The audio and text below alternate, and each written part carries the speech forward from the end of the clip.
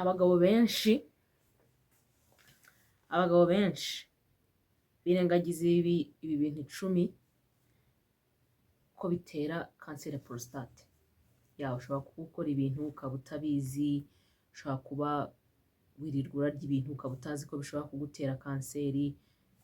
Abantu benshi nyine n'abagabo benshi, nk'uko abadamu benshi bakora ibintu batabizi ko byabatera kanseri runaka, nuko n'abagabo benshi babikora. Rero ngiye kuganiza ku bintu 10 bitera kanseri ya prostate ugomba no kwirinda no gukora. Kanseri ya prostate ikindi ni indwara ifata igice cy'abagabo cyitwa prostate. Impamvu nyamukuru iyitera ntizwi, right? Impamvu nyamukuru iyitera ntizwi, ariko hari byinshi byongera hari byinshi byongera ibyago byo kuba warwara kanseri ya prostate uri umugabo.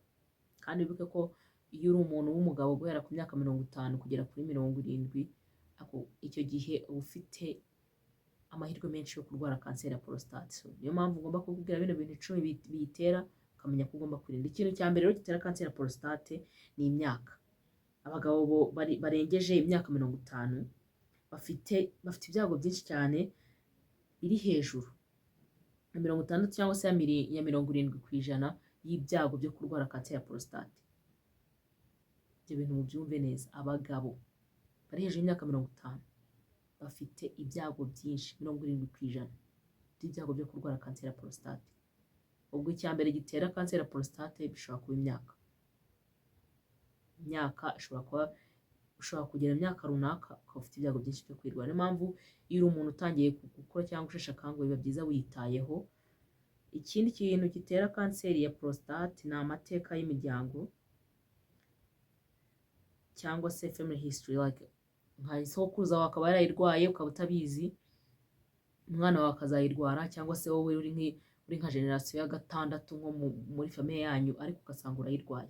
So rero icyo gihe amateka y'umuryango agira uruhare mu kuba wagenda kwayirwara cyangwa se uyirware.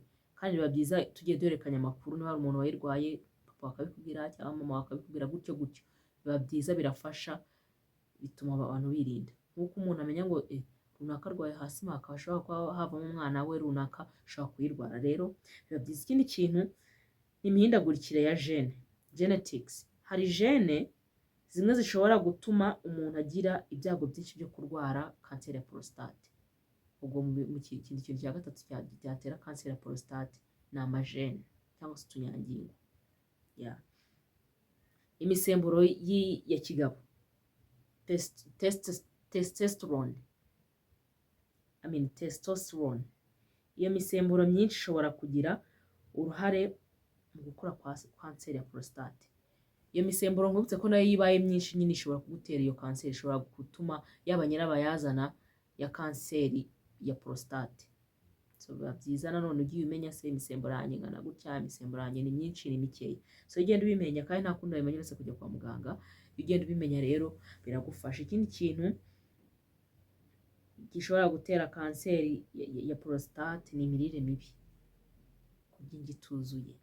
By'umwihariko niba ufite papa wawe arengeje imyaka 50, urumva abantu iyo bagerengeje imyaka 50 hari ibintu byinshi bihinduka. Ngenda mbibona ibintu byinshi, urugero n'ababyeyi banjye barayirengeje, ariko hari ibintu byinshi bigenda bihinduka ku babyeyi bombi kandi biba bigaragara.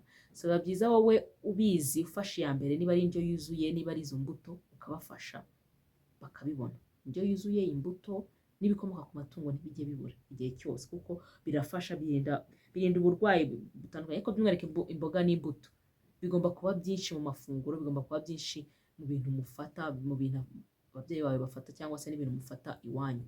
Birafasha cyane. Ikindi kintu ubwo mu mirire ni imirire mibi nayo iri mu bintu bituma ushobora kurwara kanseri ya prostate.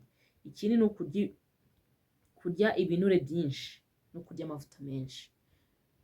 Mu bintu tugomba kugira umuco, tugomba kugerageza tukagabanya umuco wo kurya amavuta menshi cyangwa se no kurya ibintu biriho ibinure byinshi, kuko at the end of the day ntabwo byakugiraho ingaruka ako kanya, ariko ejo cyangwa ejo bundi byakugiraho ingaruka. So tugomba kugira umuco wo kugerageza gufata amavuta makeya. Ikindi kintu ni umubyibuho ukabije, obesity cyangwa obesity, umubyibuho ukabije, kubera ibyo binure, ibintu byinshi biba bigenda mu mubiri. Umuntu ubyibushye cyane afite amahirwe menshi cyangwa se ibyago byinshi byo kurwara kanseri ya prostate. niyo mpamvu buriya siporo ni ingenzi, amazi ni ingenzi, amaresipe agiye atandukanye cyangwa se amaresipe agiye atandukanye yagufasha kugabanya ibiro nayo ni ingenzi. Ikindi ni ukudakora imyitozo ngororamubiri. Siporo siporo ihatse ubuzima bw'ubu, mubimenye. Siporo ihatse ubuzima bw'ubu ku rwego utasobanura umuntu nyine utabizi ngo abyumve. So rero ikindi, itabi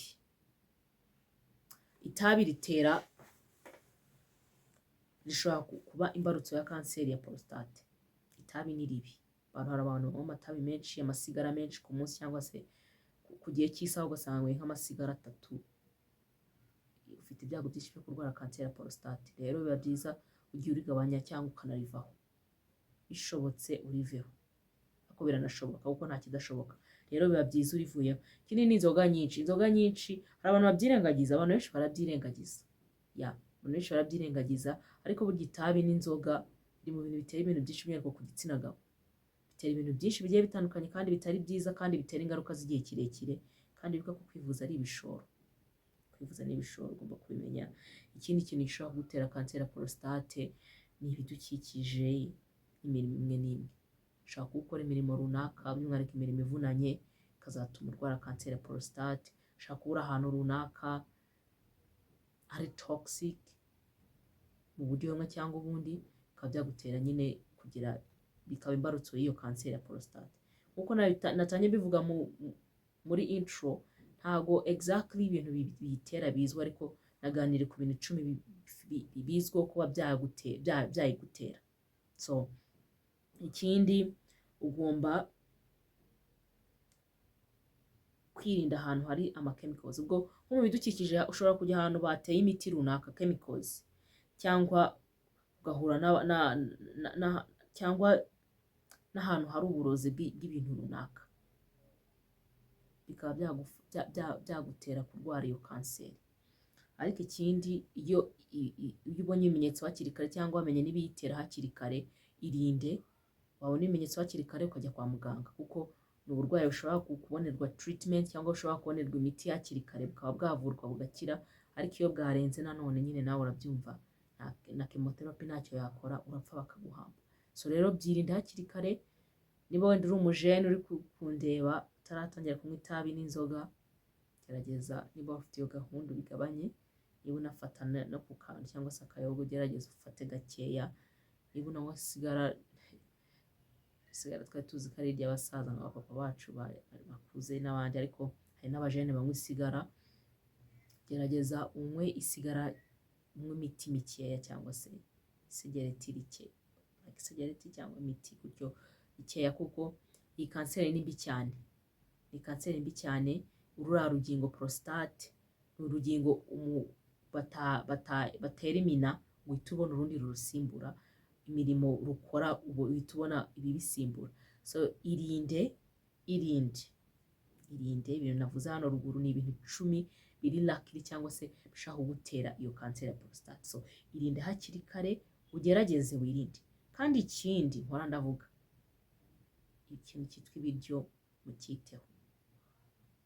Fata amafaranga ushobora kubugura byeri ku munsi, ufata ibyo kurya waha, harimo inyama, wenda ibitoki, imboga, amaronji. Ubwo yo ni idea y'intuza y'indyo yuzuye, iri small, like portion iri small cyangwa se portion ritoya ushobora guspendinga amafaranga yawe, kandi ugasanga ibiryo uri uyu munsi usevinze ubuzima bwawe nk'umwaka wose. Rero mugire umuco wo kurya imbuto n'imboga, ko nabyo mu bintu bihatse ubuzima bw'ubu nabyo birimo. Imbuto n'imboga rwose, niba